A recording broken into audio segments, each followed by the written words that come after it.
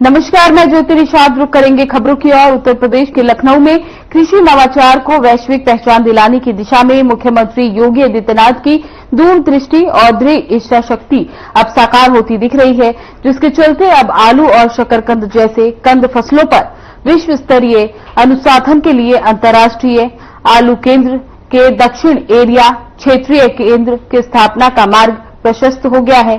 CIP Peru के महानिदेशक doctor Simone Hague के नेतृत्व में आए प्रतिनिधिमंडल ने मुख्यमंत्री योगी आदित्यनाथ से मुलाकात की और परियोजनाओं की प्रगति पर चर्चा की, जिसके तहत मुख्यमंत्री योगी आदित्यनाथ ने कहा, ये केंद्र प्रदेश के किसान की आय बढ़ाने, प्रोसेसिंग उद्योग को सशक्त करने और प्रदेश को अंतर्राष्ट्रीय कृषि हब बनाने में महत्वपूर्ण भूमिका निभाएगा। इस दौरान उन्होंने प्रतिनिधिमंडल को बताया कि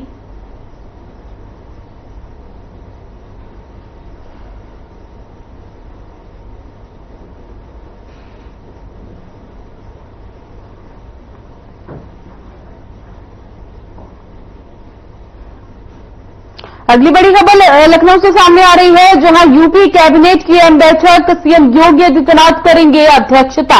शाम 4:30 बजे लोक भवन में होगी बैठक। बड़ी खबर आपको बता रही है, यूपी कैबिनेट की अहम बैठक होनी है, जिसको लेकर सीएम योगी आदित्यनाथ अध्यक्षता करेंगे और इस बैठक को 4:30 बजे लोक भवन में शुरू किया जाएगा। बड़ी खबर आपको बता रहे हैं, यूपी कैबिनेट की अहम बैठक होने वाली है। इसकी अध्यक्षता सीएम योगी आदित्यनाथ करेंगे और लोक भवन में 4:30 बजे ये बैठक की जाएगी। इस बैठक में अहम मुद्दों पर चर्चा की जाएगी और कई प्रस्तावों पर भी मोहर लग सकती है।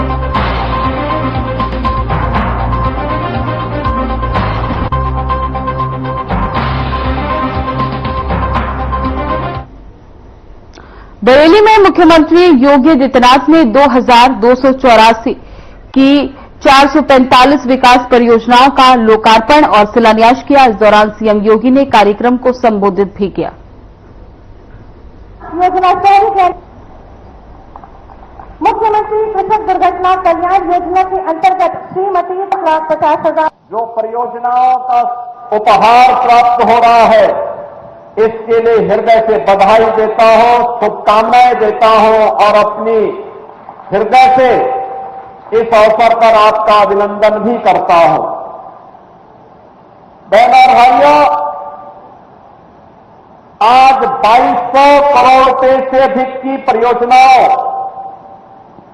जिनमें 1258 करोड़ रुपए की 222 परियोजनाओं का लोकार्पण और 1004 करोड़ रुपए की लागत की 322 परियोजनाओं का शिलान्यास अभी संपन्न हुआ है। यह उपहार बरेली की जनता जनार्दन को उपलब्ध कराया जा रहा है। याद करिए, जब अच्छी सरकार आती है तो विकास और समृद्धि साथ लेकर के आती है। ये वही तो बरेली है 2017 के पहले हर तीसरे महीने जिसके साथ एक बड़े दंगे का दाग लगता था। बरेली दंगाग्रस्त जनपद बन गया था, लेकिन 2017 के बाद दंगा नहीं, बल्कि आज नाथ कॉरिडोर बरेली की पहचान बन गई है। नाथ कॉरिडोर से बाबा अलखनाथ, बाबा त्रिवटीनाथ, बाबा बनखंडीनाथ, बाबा गोपेश्वरनाथ, बाबा तपेश्वरनाथ, बाबा मणिनाथ और बाबा पशुपतिनाथ मंदिर, ये जो कॉरिडोर आज डबल इंजन की सरकार बरेली के अंदर विकसित कर रही है, अब ये बरेली की पहचान बन रही है। याद करिए, पिछली सरकारें बांटने का काम करती थी, वोट बैंक की राजनीति के माध्यम से तुष्टीकरण की पराकाष्ठा को पूर्ण करती थी, सुरक्षा में सेंध लगाने वालों को सम्मान करती थी और डबल इंजन की भारतीय जनता पार्टी की सरकार तुष्टीकरण नहीं बल्कि विकास के माध्यम से जनता जनार्दन की संतुष्टि का माध्यम बन रही है। विरासत को विकास के कार्यों के साथ जोड़ रही है, आपके जीवन में खुशहाली और समृद्धि लाने के लिए हर संभव प्रयास कर रही है। ये सभी स्थान उपेक्षित पड़े हुए थे। इस बार आपने देखा होगा, न्यू बरेली के रूप में यहां के विकास प्राधिकरण के द्वारा, नगर निगम के द्वारा, यहां के जनप्रतिनिधियों के द्वारा जो विभिन्न प्रकार की परियोजनाएं आज बरेली के लिए स्वीकृत हुई हैं, अब उनके परिणाम हम सबके सामने देखने को मिल रहे हैं। आज उनके परिणाम धीरे धीरे करके सामने आ रहे हैं। अब कोई हमारे बरेली को दंगाग्रस्त बरेली नहीं कह सकता, और इसका प्रमाण सावन के मास में कांवड़ यात्रा के दौरान हम लोगों ने देखा है। कितना कुत्सित प्रयास हुआ कांवड़ यात्रा को बदनाम करने का। याद करना, जो आयोजन समग्र समाज की एकता के माध्यम बनेंगे, समाज विरोधी तत्व उसके बारे में दुष्प्रचार करेंगे, उन्हें बदनाम करने के लिए साजिशें रखेंगे, उसके लिए षड्यंत्र रखेंगे, छद्म भेष में ऐसे तत्वों को बीच में भेज करके पूरे माहौल को खराब करने का प्रयास करेंगे। लेकिन समाज की जागरूकता और पुलिस की तत्परता के कारण ऐसे तत्व बेनकाब होते हैं, कांवड़ यात्रा सकुशल संपन्न होती है, और बरेली में भी कांवड़ यात्रा सकुशल संपन्न होकर के यहां पर नाथ कॉरिडोर में लाखों की संख्या में श्रद्धालुजनों ने जलाभिषेक के कार्यक्रम के साथ जुड़ करके अपनी श्रद्धा को देवादिदेव महादेव के श्री चरणों में समर्पित किया। और इसीलिए आज का दिन हमारे लिए बहुत महत्वपूर्ण है कि पिछली सरकारें दंगों के साथ आपके सामने पहचान का, और ये डबल इंजन की भारतीय जनता पार्टी की सरकार दंगामुक्त, भयमुक्त वातावरण देकर के विरासत और विकास के साथ आपको जोड़ करके न केवल आपके वर्तमान को बल्कि भावी पीढ़ी के भविष्य को उज्जवल बनाने के लिए, उन्हें सुखद बनाने के लिए, उन्हें समृद्धि के मार्ग पर अग्रसर करने के लिए निरंतर कार्य कर रही है। आज उसके परिणाम भी हम सबको देखने को मिल रहे हैं। बरेली में प्रति व्यक्ति आय में वृद्धि हुई, यहां के इंफ्रास्ट्रक्चर में आमूलचूल परिवर्तन देखने को मिल रहा है। आज हम लोग प्रातःकाल से ही बरेली मंडल से जुड़े हुए सभी मान्य जनप्रतिनिधियों के साथ बैठ करके इन कार्य योजनाओं पर चर्चा भी कर रहे थे। शासन के वरिष्ठ अधिकारी उन्हें लागू करने के लिए उन कार्य योजनाओं की प्राथमिकताओं को तय कर रहे हैं। और अभी ये कार्य योजना जब लागू होगी तो बरेली के विकास को, पीलीभीत के विकास को, शाहजहांपुर के विकास को, बदायूं के विकास को एक नई उड़ान मिलने वाली है, एक नई उड़ान मिलने वाली है। बहनों और भाइयों, जब अच्छे जनप्रतिनिधि आप सुनते हैं तो विरासत और विकास की प्रक्रिया को आगे बढ़ाते हैं। वहां पर आम जन की संतुष्टि ही उनका आधार बनती है, जिसके बारे में आदरणीय प्रधानमंत्री जी ने कहा, सबका साथ और सबका विकास। उनका जो मंत्र है वो संतुष्टिकरण का वही मंत्र है जिसमें योजनाओं में किसी के प्रति कोई भेदभाव नहीं, विकास सबका लेकिन तुष्टिकरण किसी का नहीं। हम विकास की योजनाओं का लाभ बिना भेदभाव के, बिना जाति, मत, मजहब, क्षेत्र, भाषा देखे हर एक नागरिक को देंगे। लेकिन अगर कोई मानता हो कि कुछ एक विशेष रूप से उनके लिए पिछली सरकारों की तर्ज पर पिक एंड चूज के आधार पर योजनाएं बनेंगी, अब वो नहीं हो सकता है। ये नया भारत है।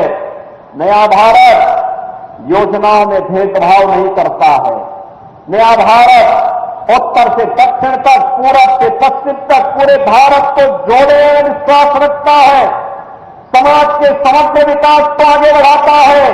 दलितों के लिए, वंचितों के लिए, पिछड़ों के लिए, समाज में जो लोग अब तक छूट चुके हैं उन्हें आगे बढ़ाने के लिए सरकार पूरी प्रतिबद्धता के साथ कार्य करती है।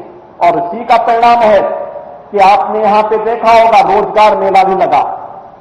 रोजगार मेले में नियुक्ति पत्र भी वितरित हुए।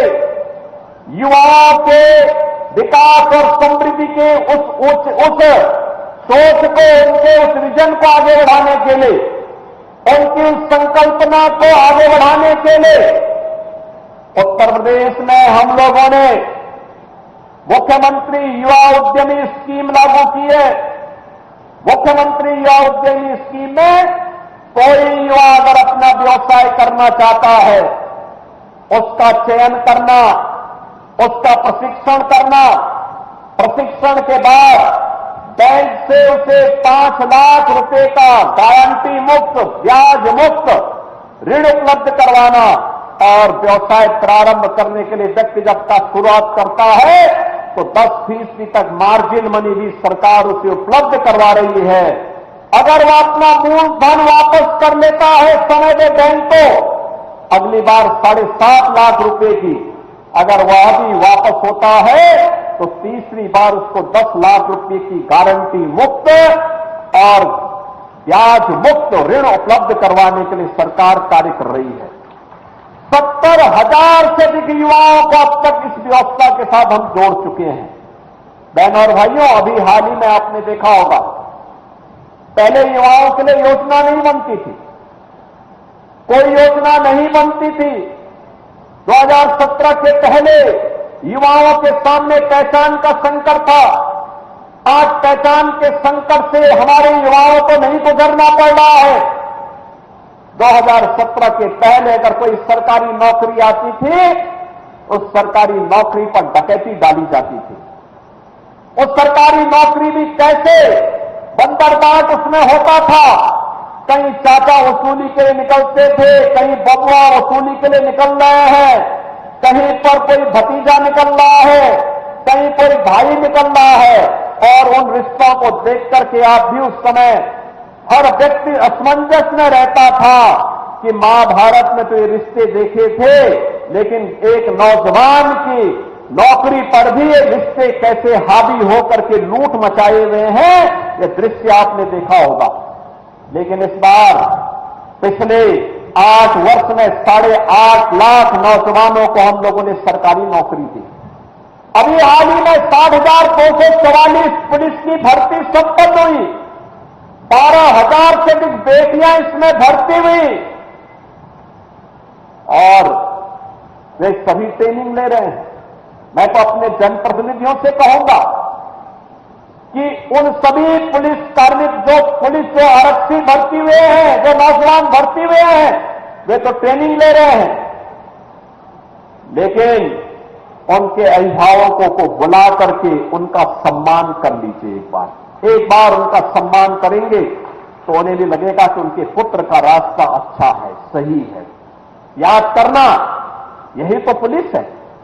ये तो राजनीतिक नेतृत्व में निर्भर करता है कि वह हथियार का मुख किधर तय करता है। याद करिए, यही प्रदेश है।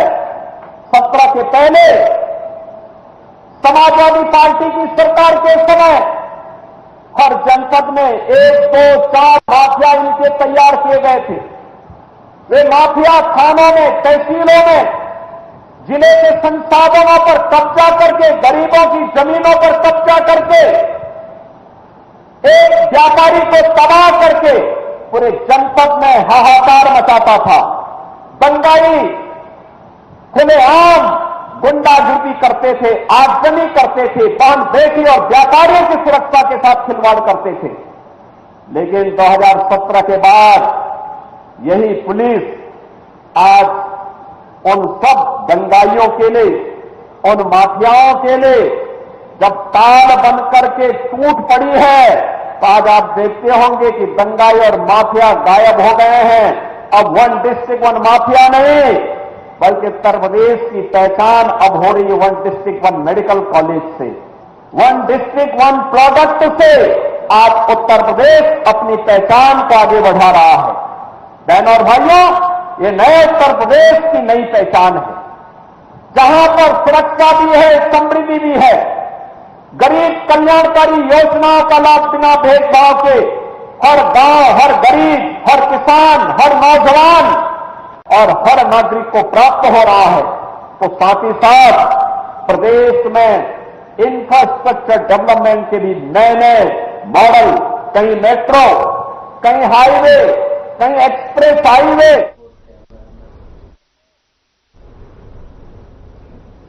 तो ये आप सुन रहे थे सीएम योगी आदित्यनाथ को। अब लेंगे एक छोटा सा ब्रेक, उसके बाद वापस लौटेंगे।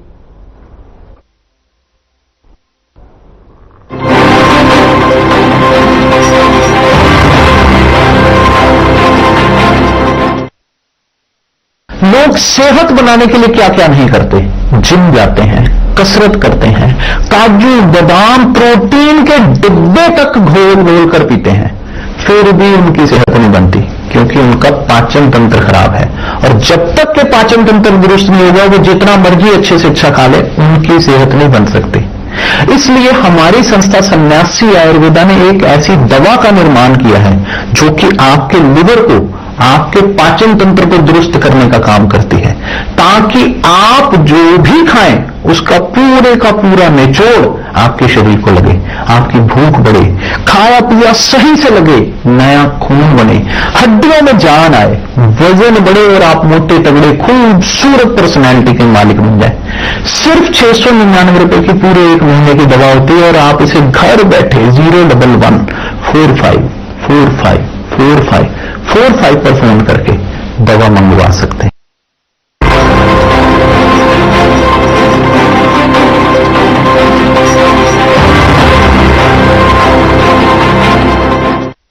ब्रेक के बाद स्वागत है आप सभी का। आपको सीधे लिए चलते हैं मुरादाबाद, जहां से सीएम योगी लाइव आ रहे हैं। क्या कुछ कह रहे हैं, आइए आपको सुनवाते हैं।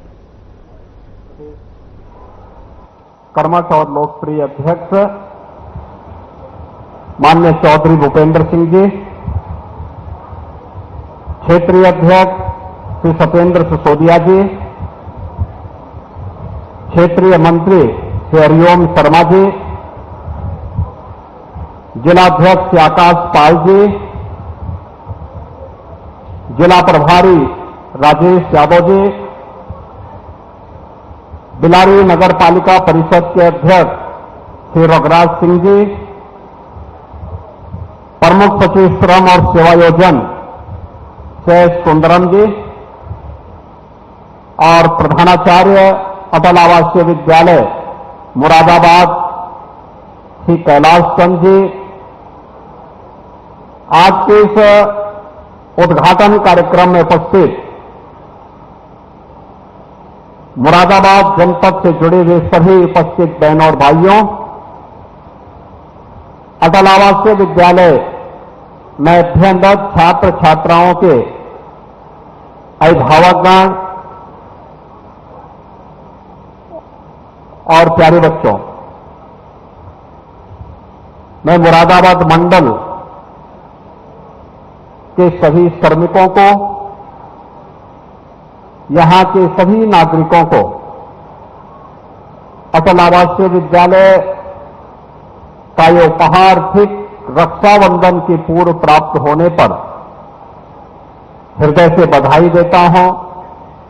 आप सबका मैं हृदय से स्वागत करता हूं, अभिनंदन करता हूं। बहनों और भाइयों, यह वर्ष आपके लिए अत्यंत महत्वपूर्ण वर्ष है।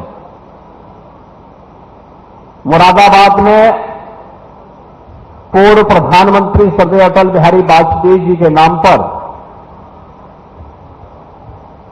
देश को अपनी श्रम शक्ति के बल पर दुनिया की एक आर्थिक महाशक्ति के रूप में स्थापित करने वाले हमारे श्रमिकों के बच्चों के लिए वर्ल्ड क्लास इंफ्रास्ट्रक्चर के साथ अत्याधुनिक शिक्षा के एक बेहतरीन आवासीय केंद्र के रूप में अटल आवासीय विद्यालय का ये उपहार मुरादाबाद मंडल को प्राप्त हो रहा है। इस स्वर्गीय अटल जी की स्मृतियां इस विद्यालय के साथ जुड़ी हैं और इसका महत्व इसलिए भी बढ़ जाता है कि यह वर्ष स्वर्गीय अटल बिहारी वाजपेयी जी का जन्म शताब्दी वर्ष भी है। जन्म शताब्दी वर्ष पे आप भी और यहां के छात्र छात्राओं के मन में पूर्व प्रधानमंत्री स्वर्गीय अटल बिहारी वाजपेयी जी की स्मृति सदैव बनी रहेगी कि उन्होंने अटल जी की शताब्दी महोत्सव के वर्ष पर स्थापित मुरादाबाद के अटल आवासीय विद्यालय में अध्ययन किया था, अपने जीवन को संवारा और सजाया था और राष्ट्र निर्माण के मार्ग में वे अपना योगदान दे रहे हैं। आदरणीय प्रधानमंत्री जी की प्रेरणा से हम लोगों ने प्रदेश के अंदर तय किया था, बीओसी बोर्ड में हरेक निर्माण श्रमिक का जिसका रजिस्ट्रेशन है उसके द्वारा जो भी निर्माण कार्य किया जाता है उसका एक शेष इकट्ठा होता है जो बीओसी बोर्ड के पास जमा होता है। पैसा था, उस पैसे का बंदर बांट होता था। आदरणीय प्रधानमंत्री जी ने इस बात को कहा कि इसका बंदर बांट होने से रोकना चाहिए, इस पैसे का उपयोग श्रमिकों के बच्चों के लिए और श्रमिकों के कल्याण के लिए होना चाहिए। और मैं धन्यवाद दूंगा श्रम और सेवायोजन मंत्री को, श्री अनिल राजभर जी को, जिन्होंने जब हम लोगों ने इस संकल्पना को आगे बढ़ाया उन्होंने उसे मूर्त रूप देकर के आज प्रदेश में 18 अटल आवासीय विद्यालय स्थापित करके 18,000 बच्चों के लिए, श्रमिकों के बच्चों के लिए 18,000 श्रमिकों के बच्चे और कोरोना कालखंड में जो बच्चे निराश्रित हो गए थे उन बच्चों के लिए यह एक शिक्षा का एक आदर्श मॉडल दिया है अटल आवासीय विद्यालय के रूप में। बहनों और भाइयों, इस शिक्षा के प्रति डबल इंजन की सरकार की प्रतिबद्धता को दिखाता है। हम सब जानते हैं शिक्षा किसी भी सभ्य समाज की और समृद्ध समाज की आधारशिला बनती है। कोई सभ्य समाज हो या समृद्ध समाज, अगर शिक्षा उत्तम नहीं है, संस्कार युक्त नहीं है, राष्ट्रीय मूल्यों से ओतप्रोत नहीं है, तो फिर उससे उम्मीद करना कि वहां पे किसी समस्या का समाधान हो सके, वह देश के लिए कुछ उत्कृष्ट कार्य कर सके, यह कल्पना भी नहीं हो सकती। प्रधानमंत्री मोदी जी ने विजन दिया, प्रदेश की डबल इंजन की सरकार ने उसको इंप्लीमेंट किया और आज परिणाम है कि मुरादाबाद में भी अटल आवासीय विद्यालय बनकर के खड़ा है। आप देख सकते हैं श्रमिकों के बच्चों के लिए, अनाथ हुए बच्चों के लिए ये विद्यालय बन रहे हैं। अब मैं पूछना चाहता हूं, एक मॉडल यह है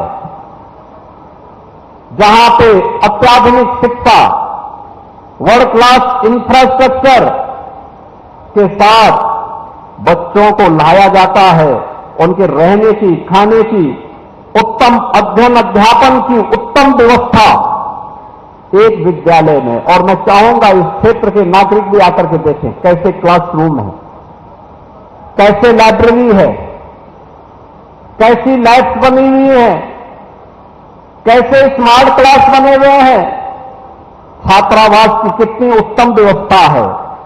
मेस में देखिए, खान पान की व्यवस्था को देखिए और तब तुलना करिए समाजवादी पार्टी की सरकार के समय की उस अराजक व्यवस्था को, जहां विद्यालय थे लेकिन शिक्षक नहीं थे, जहां पे शिक्षक थे लेकिन छात्र नहीं थे, क्योंकि किसी को विश्वास ही नहीं था कि यहां पढ़ाई भी होगी। क्योंकि समाजवादी पार्टी का तो विश्वास ही इस बात को लेकर के था कि नकल हमारा जन्मसिद्ध अधिकार है। नकल को उन्होंने अपने जीवन का हिस्सा बनाया था और नकल करवा करके उन्होंने यहां की युवा पीढ़ी के भविष्य के साथ खिलवाड़ किया था। परिणाम था हमारे युवाओं के सामने पहचान का संकट आ खड़ा हुआ था। पहचान के संकट के दौर से गुजर रहे थे। बहनों और भाइयों, आज समाजवादी पार्टी को शिक्षा का मॉडल देखना है तो फलावा से विद्यालय देखें। ऑपरेशन कायाकल्प में समाजवादी पार्टी की विरासत से 1,54,000 विद्यालय जर्जर हालत में हमें प्रदेश के अंदर प्राप्त हुए थे। जर्जर हालत में विद्यालय नाम का है, खड़ा है। विद्यालय है तो भवन नहीं, भवन है तो शिक्षक नहीं, शिक्षक है तो छात्र नहीं। और अगर शिक्षक और छात्र है तो भवन की स्थिति ऐसी हुआ करती थी कि कब गिर जाए। बालक बालिकाओं के लिए टॉयलेट की व्यवस्था नहीं, कोई भी अन्य व्यवस्था नहीं। लेकिन डबल इंजन के भारतीय जनता पार्टी की सरकार आई। पिछले 8 वर्ष में 1,36,000 विद्यालयों को ऑपरेशन कायाकल्प के माध्यम थे सीएम योगी आदित्यनाथ को, जिन्होंने मुरादाबाद की जनता को करोड़ों की सौगात दी है और कई योजनाओं का लोकार्पण और शिलान्यास किया। फिलहाल इस बुलेटिन में बस इतना ही। बने रहे हमारे साथ। नमस्कार।